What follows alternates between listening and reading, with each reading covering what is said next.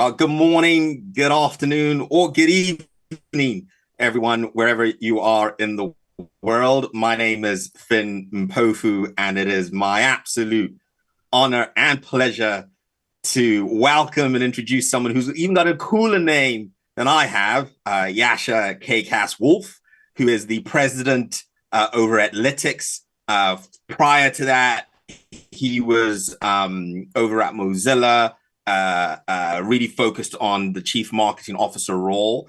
At his role at Lytics, which is a customer data platform, he's very much focused on sort of go-to-market strategies and customer success. And we couldn't get someone who is definitely well-versed on this topic, as much as it is a very uncertain market right now, but a very important topic on how to stay customer-centric during uncertain times, presented with our partners, Comcast, NBC, Universal, Lyft Labs. Jascha, welcome to our Fireside chat. Phin, it's great to see you again, and thank you for having me. Thank you for hosting. Thank you so much. Now, we only have about 30 minutes, and you have a wealth of knowledge on this topic. And I would really kind of love to dive into so we can get everyone who's tuning in all around the world just around the definition of being customer-centric, more so for you, definitely with your wealth of experience, what it means to be a customer-centric company. Yeah, well, at the center of the experience that a company puts forward, we always have to think about the experience that our customers get. And oftentimes it's very easy to forget that. So I always like to draw an analogy to an experience that I get. I happen to live in California, and I sometimes get an opportunity. It's a bit of a privilege to take my family to Disneyland, and not everybody gets to go there. But there's one ride in particular that we always go on as a family, and it's a ride called the Haunted Mansion. And you go on the ride, and when you go on the ride, there's this big, beautiful building out in front, and you kind of walk through the lawn to get into the big, beautiful building, and you go into the ride, and you ride the ride, and you experience the ride, and it's a pretty cool experience. And when you come out of the ride, you exit the other side of the building, and you kind of walk outside, and you're right back in the front of the house. And what ends up happening when you're in that ride is that you don't really recognize all of the different people and all the different things that are taking place while you're on that ride. And in that ride, there are dozens of people that are involved in making the experience happen, from the people that check you in on the ride to those that are inside of the ride, making sure you get onto the carts. And in fact, the entire ride doesn't even take place in the Haunted Mansion itself. It actually takes place in a giant building that's behind that no one ever sees unless you're looking at it from an aerial view. So it's a nice analogy that I always like to think about, because the reality is that every business has to operate that same way. The things that you do behind the scenes matter because they make the experience. But what you're really trying to do as a customer-centric organization is present the best experience forward that is completely transparent or completely hidden to the customer. So you have to be transparently aware of how all the organization works together, but you want it to be completely opaque to the customer. They just get the great experience at the end of the day. So that's what I think about when I think about a great customer-centric organization. Wow, love that. Sounds a lot very similar to sort of framework I call the 4 Rs, building like relationships and driving retention to partners, essentially kind of see results for ourselves. It is, and it's so easy, Phin, to forget that there are so many different aspects of the way that you can interact with your customer, from what you're selling them and the experience of buying, to what happens when you onboard, to trying to resolve an issue, to an escalation. And in every single interaction that you have, there are multiple people on your side as an organization that are going to be involved. And you don't have to make it difficult for your customer because of the way that you work. And the way that you work sometimes is more complicated than your customer needs to know. And as long as you keep that in mind in all of those interactions, you can too be a customer-centric organization. Love that. Now, of course, for the benefit of the audience, whilst we will be using the term customer in the sense of a kind of like a product phrase, client applies very much as well. So we may from time to time use interchangeable words, but very much customer and client are one and the same thing. So Jascha, maybe let's go one step a little bit back, if it's okay with you, because you wrote a very, very interesting article, and especially in these uncertain times when dollar spend for any company is kind of, being kept an eye on, not only by the CEO, but most definitely the chief financial officer as well. But one of the things you mentioned was obviously with the economic uncertainty, the focus around impact of inflation, smart brands are still essentially spending on their ad spend, right? From your perspective, I would love to understand why you think those brands are smart to essentially be doubling down in a market where some companies are essentially sort of contracting their spend. Yeah. Well, I appreciate that you read that article. We enjoyed writing it. There's a step below that. And I think that the reason that brands can be smart right now, spending money, and I do think it's an uncertain time. I'd actually say that we're probably in a recession already, not just thinking about one happening next year, is that they've spent the time to actually get their ship in order. So I want to talk about that first, and then let's dive into kind of how brands can be effective right now. Um, there's a real opportunity for us as businesses of any size, small startups to kind of large organization, and that's to acknowledge that we really have to get to know who our customers are. We have to kind of have a central location for where we keep information about them, obviously securely, so that we can better inform the way that we're both interacting with them once they're customers or clients, and also be very informed about the way that we go out and interact with those that we're trying to acquire, go find new customers. The kind of world has changed quite dramatically over the last several years. I was a marketer for many, many, many years before moving into a different operational role that I'm in. And when I used to think about going out and acquiring new customers, there was a very kind of tried and true way to do that. And in fact, it's still happening today. You probably have been around people that have done this. We would typically write a brief. That brief would have a persona that we thought was our ideal customer profile. We'd say, I'd like to find this kind of a person who is in this, geography, and they have this kind of an income, and they like to do these kinds of activities. And we'd send that brief to an agency. That agency would come back with some recommendations on where we should buy some media, how much money we should spend in each one of those areas, if we had time slots that we wanted to buy into. And then we would say, okay, here's some money, go do that. Right. And what they would end up doing is they would go out and buy all this third-party information, and they would create advertising campaigns and then ultimately ad targeting against it. And sometimes it would work, sometimes it wouldn't. It was like the old John Wanamaker saying, like 50% of your advertising is working, and who knows which side of it is. And obviously that all that third-party information is becoming less and less and less available to us for all the different reasons that everybody on this call probably already understands.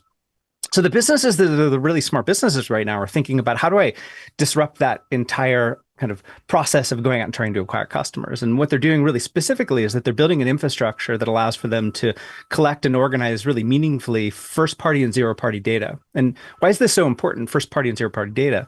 Well, this is not an advertisement for the industry that I work in, but I'll tell you that the business that I've been a part of has been running a longitudinal study over the course of the last several years to understand how to best predict the customers that you can acquire, the prospects that you can acquire that will become customers. And we've been looking at first party data across hundreds of different businesses. So that they've acquired via transactions, that they've acquired because they've been clients. And what we found is that there's really one type of data and then one kind of subtext of that type of data that's important, that will drive better predictions to go acquire customers. And that's behavioral data, which is pretty fascinating, right? Like you, Phin, come to a website, you navigate through a website, that's a behavioral stream of data.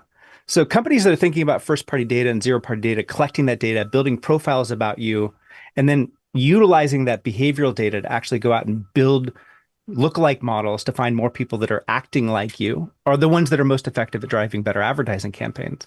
So the first thing that a smart business can do right now is get their house in order, to think about using first party and zero party data to actually create advertising campaigns. And those that are doing that first now are able to spend their dollars really efficiently and really effectively, because those first party data, that first party data is able to be collected and built into lookalike audiences that are infinitely more effective on places like Meta and Google, that are these gigantic walled gardens to go out and acquire prospects that look like their current customers, that behave like their current customers. And that's infinitely more effective than the way that we've been doing it for years and years and years. So right now, if you have your house in order from a data perspective, you can be wildly more effective to go out and acquire new customers and go out and find those prospects that will become customers. And right now, as your competitors are kind of flailing with, how do I need to cut costs? Yeah. How do I need to think about reorganizing my business? How do I entrench on making sure that my current customers are being taken care of? And we will talk about what are the things that we need to do to make sure that my current customers are being looked after properly. You now have an opportunity to go out and acquire more and more prospects, more and more customers, and do that really efficiently and effectively. And right now in today's market, and this will probably be true over the next 18 months plus, like there is no better time to try and grow your business and to do that effectively from an advertising perspective, because your competitors probably aren't doing it. So get your house in order from a data perspective first, and then start to think about advertising. And right now is a better time than ever to do it. Such incredible advice. Get your house in order. Now, it sounds easy, and I'm sure, of course, with the right kind of tool stack, it probably is. And I love the approach of kind of being very objective, right? Rather than just being subjective, which people are like, oh, these are maybe the customer profiles of people that would buy from us, so who would be our customers or clients. Definitely being objective to build those profiles is absolutely incredible. I'd love to kind of touch on the different stages of a startup. So obviously, get your house in order. Sure, if you're a very well-funded startup company, you're maybe on Series B. But what if you're an early stage company? What are some of the tangible things a founder, maybe who's got a co-founder and an early chief marketing officer can do to get their house in order, to get their startup in order from kind of just building that profile and those behavioral insights? Yeah, I mean, the tools are fundamentally the same. They just increase in complexity and sophistication. So we're really talking about kind of two core concepts. One, a data store, right? And you've got accessibility to data stores from places like Amazon and Google through GCP and Snowflake and Databricks. So you're going to be, even as a seed stage, even as an A round, even as a B round, you're going to be working with those kinds of infrastructures already. That's the kind of infrastructure that you're going to be working with to store customer data. So kind of first, just size doesn't matter. But first, you need to know where you're going to be storing your data. So always consider where you're going to store your data first. As a marketer, if you have not had a horse in the race of where your data is being stored, here's my call to action. Get a horse in that race. Like, you need to have a point of view. Am I working with Amazon? Am I working with Google? Am I working with Snowflake? You need to care, right? So you and your CIO, you and your founder, your tech founder, you need to have a partnership that says, this is where we're going to be building our infrastructure from, and this is where I'm going to be keeping my customer data. Second thing you need to be cognizant of is, how am I going to get customer data, start with behavioral data, into my data warehouse in a way that I'm going to get access to. So you need to be thinking about ETL tools. There are so many fantastic tools that some are very inexpensive or some are free, that will help you collect data and bring it into that data warehouse where you're going to be getting access to it over time. And some are competitors of ours as a business, like Segment, that offer great tools that are limited to no cost, that will stream data into that data warehouse and help you start to think about organizing it into a profile. Or there are lots of reverse ETL tools like HighTouch that are out there. And there are tools like ours that are actually quite inexpensive to get started with, like Lytics. So there are many tools that will help you bring data and start to get it organized inside of your data warehouse. That is where you start. And from there, as your business starts to get bigger and bigger and bigger, you can then add sophistication on top of it. But really, fundamentally, Phin, those are the two things you have to be thinking about first to get started getting your ship in order, right? It is, where am I going to store my data? How do I make sure that I'm building that infrastructure in partnership with whoever the technical founder is, or whoever the CIO is, or whoever your data lead is on that team?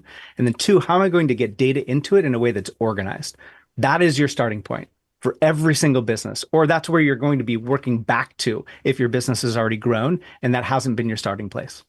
Okay, great. So we've spoken about what smart, businesses can do, building these profiles, getting your house in order. Now, a lot of that conversation has been focused around sort of gaining your customers. Of course, That's the right. topic of this conversation is retaining them, right? So you've now spent all this money getting them in. What can companies do to really surprise and delight their customers? These people that, the experience that you had at Disney, once you've got them in, what can you actually do to retain them? Are there 2 or 3 tangible things you need to be doing consistently to ensure that your retention of these customers is at a higher percentage rate versus having a massive churn rate? Yeah.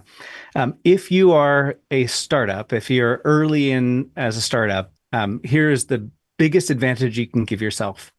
And it's one word. And this is the one word every business of every size should care about: customer segmentation. Wow. Well, that's actually two words.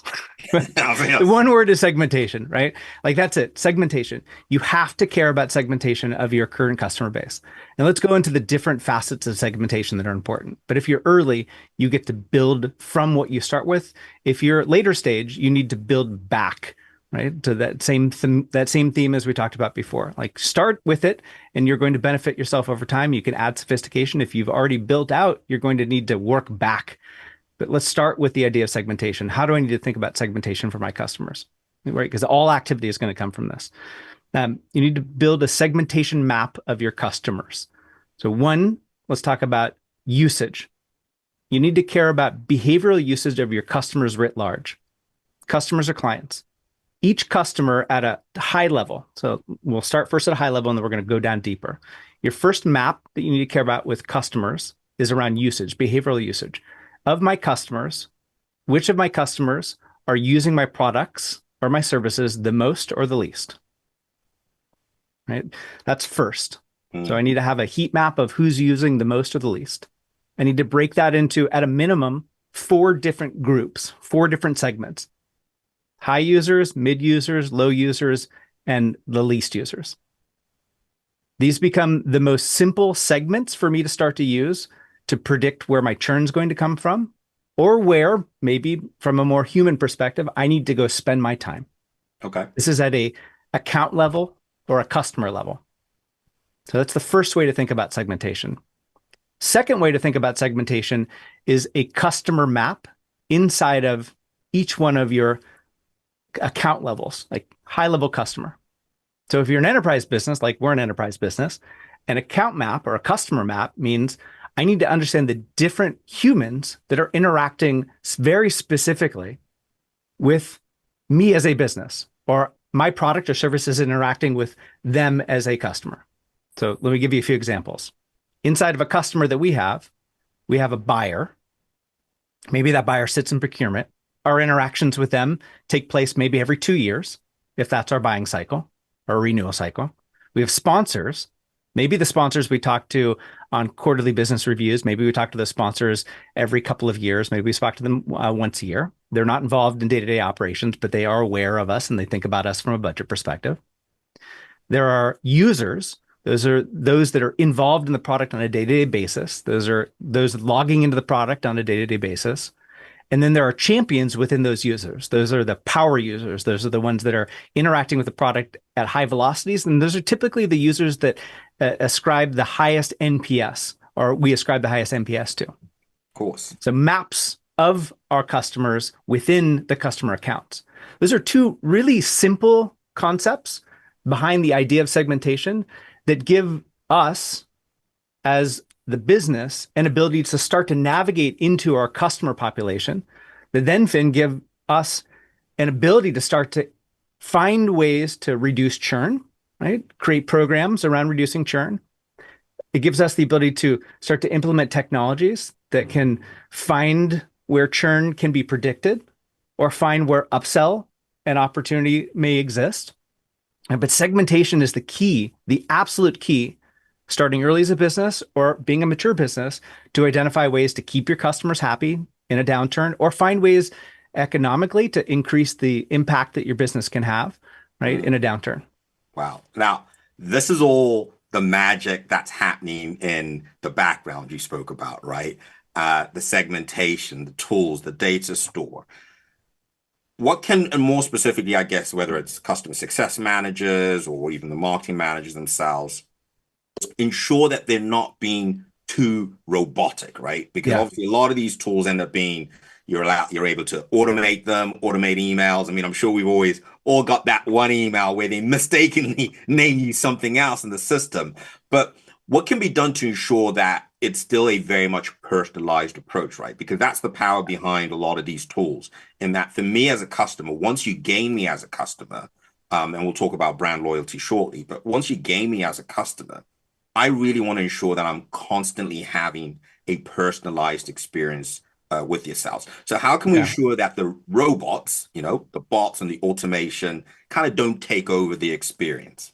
Yeah. Well, I like to think about the human robot relationship in large part because and I kind of feel privileged because part of my background is being a part of marketing teams and running marketing teams. We had been exposed to early on, we kind of go back to the early aughts, in fact, to tools like optimization tools. Think Optimizely back in the day, or Test and Target kind of way, way, way back in the day. What those tools allowed for us to do was to start to begin with concepts like A to N testing, like introducing that kind of person to machine or person to robot relationship. And testing conceptually is simple because you can just throw flights out and see which one works the best, but the reality is that testing is kind of useless unless there is a human element involved in it. You understand what the thesis is that you're trying to test for, or the experiments that you're trying to run. It's really the same concept here, like the predictions, the math, the kind of that you're running against whatever these cohorts are that you're developing against, the segments that you're running them against, are relatively useless unless there is the human element attached to it. So I think about them really as just outputs. The machine is giving you a cue that's telling you, hey, I have a segment that is predicted to do something. It's an audience now that I have the opportunity to introduce, I'm going to use marketing language, a campaign against. So all I'm looking for, and really this is all I'm asking the team to look for, is I'm looking for an audience that is an output that has a prediction attached to it. Here's an audience. This audience is attached to a champion in a specific account. That champion audience in a specific account has a prediction that this account may churn. So now me, the human, the account manager, needs to create a campaign to do something. Is that campaign automated? Well, if my business has hundreds of thousands of customers or tens of thousands of customers or even thousands of customers, I probably can't take care of that manually. So I'm going to need to create a campaign that scales to that size. So maybe that's automated like email, or maybe it's a push campaign, or maybe it's a module that gets exposed inside of the product experience. If I'm an enterprise business or a services business, at that point, maybe I pick up the phone. Right? But all I'm looking for from a predictions perspective is an output of an audience, and then the human element comes into it. Right? I'm creating a campaign, thinking like a marketer, thinking like a seller. Love that. Okay, so we know that if you can really get to that mecca of being, 100% customer centric, that it'll ultimately drive brand loyalty, right? Which is, there are all certain brands that we'll use. I'm sure there are certain people that are in the iPhone camp or in the Android camp using something simple as a mobile phone analogy or example. Are there some things that founders can do, or chief marketing officers, marketing managers can do, that once they've kind of driven this customer centric loyalty in a way, to ensure that that brand affinity and brand loyalty is always there? So you're always kind of top of mind every time they're thinking about you, because invariably that can hopefully protect you in these uncertain times and uncertain environments that we're in. Yeah, I mean, it's almost bringing us all the way back full circle, Phin. The idea of that haunted mansion experience, I think, is particularly important for us to kind of pull back to. Like, at the end of the day, especially I live in California, and in fact, I live in the Silicon Valley area. Like, we have a tendency here, and in businesses that are growing, I think this tendency exists. I say this from personal experience, having been in many, many startups. We have a tendency to get excited about what we're doing, our purpose, our mission, the products that we're building. And what ends up happening is that we start to navel gaze, right? We get excited about the coolness of our brand. We get excited about the coolness of our tech. We get excited about the things that we're doing and the people that we're working with. And we drift away from ultimately what it is that we're trying to do, which is build a something, whatever that something is, like fill in the blank, for a person, for a business. And the moment we drift away from, I'm building a fill in the blank for a person, a business, the moment we drift away from that, we forget that we're trying to create an experience. And that experience that we're trying to create for that person, for that business, is the totality of being kind of a great customer-centric business, right? And so the moment we drift away, like, that's where the issues start to happen. That's where we start to lose we'll call it the consistency in the brand experience that we're trying to present. So if I'm a founder, right? Or if I'm a operational president, or I'm a COO, or I'm one of the, early members of a team who is a key influencer in my organization, what I'm doing right now when I show up to the office every day, I'm reminding myself first, I'm reminding my team members second, that the only thing that's important right now, as times are tough, as we expect that we're going to be navigating through rocky times over the next 18 or so months, or however long it takes, the only thing that's important is that we keep our customers front of mind. And the only thing that's important is that we create a great experience for them. Part of that's going to be delivering on great innovations. Part of that's going to be on keeping our ship in order. Part of that's going to be on, hitting our numbers in the way that we need to hit our numbers. But all of that is going to cumulatively impact one thing, and that's a great customer experience. And if we don't keep that front of mind, like, all the rest of it really doesn't matter. And maybe a last question for me, kind of given the time. If there was one thing you were able to do from a customer experience perspective, right? What would that be? And of course, I know maybe it may differ if you're in the B2C space or B2B space. Yeah. Perhaps you can maybe give us some examples of saying, hey, if you're in the B2B, in the B2C space, here's one really simple example you can be doing to be like really creating that great customer experience. Like that ensures that you're on brand. And would that differ if you're in the B2B space? Yeah, I actually don't think it differs in the B2B or B2C Okay. space. And I've had experiences in both B2C at a gigantic scale at the Mozilla size, hundreds of millions of weekly users, and at the B2B side at Lytics, where we've got hundreds of customers. One takeaway: never, ever, ever forget that the best experience you can give to a person is to pick up the phone and talk to them. Lovely. Love that. What a great way to end this fireside chat. Thank you, Jascha, so much for those insights. As someone who not only loves kind of the data side of things, but definitely ensuring that, our partners and customers are definitely always super happy. There were a lot of takeaways to do that. I'm sure we'll be kind of going back and looking at our segments as well. If Kendra, I know, who's on the call as well, who's our senior marketing manager, loves a good customer profile and segmentation as well. And no doubt our audience will appreciate that as well. Jascha, thank you so much once again. Ladies and gentlemen, we are now going to be moving on to our breakout sessions very, very shortly. And if you have enjoyed kind of this gathering, albeit virtually, and for some of our audience who will be getting together in person, fear not. We will be having our global conference 2023 once again in Redwood City from April the 11th to the 12th. And it's a wonderful time for founders and startup teams to kind of get together and come together and kind of learn and support each other. I can imagine the environment a few months' time is going to be very, very tough, but having that kind of core support network will be very, very important for us all.